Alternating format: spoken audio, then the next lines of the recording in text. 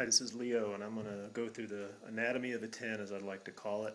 This is using the M9 ball gun for bullseye and CMP EIC pistol matches. Let's start with the pistol itself and then move on to the grip. The pistol I'm using is a M9 ball gun.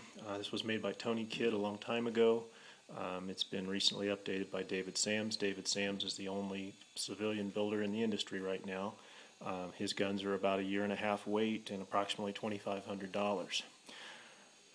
You can see obviously the match sights that are on it. There's a lot of internal work done to these to make them shoot a lot more accurately and have a much better trigger. True to form of service pistol, it must look like a service pistol, which it does, and maintain its ambidextrous features if it has them. I've stippled the grip with a soldering iron, which is legal. I've added skateboard tape front and back. Greatly improves the grip.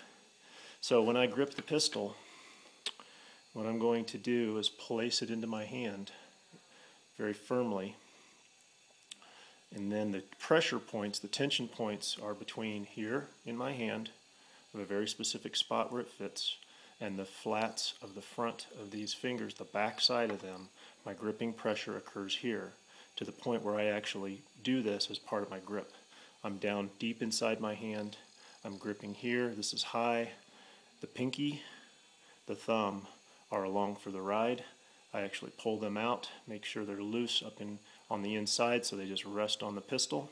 And then finally the trigger finger itself, I pull it out so that I can maintain my separation from there. The key to shooting a service pistol is very simply, well, there's a lot of things, but one of the key elements is to be able to maintain this grip pressure while isolating this trigger finger. No other action that you perform in your life, unless you are a stringed instrument player or a woodwind instrument player, do you operate your fingers independently within your hand. Most of the time you're operating them together. So you have to train yourself to isolate these fingers from the thumb, the pinky, and the trigger finger, most importantly. What tends to happen is, if you force the trigger to break, what will happen is as the over travel occurs, these fingers will loosen up, which will cause the pistol to either react muzzle high or muzzle low, or either one erratically or a combination erratically. It's just a question of where the shot actually comes out of the muzzle relative to when your brain told the trigger that it should break. That's why when we break the trigger on these, we don't do it by pulling it, we do it by increasing pressure in a smooth fashion, so that the actual breaking of the trigger is isolated from the gripping process. We'll call this video 1 and move on to another aspect.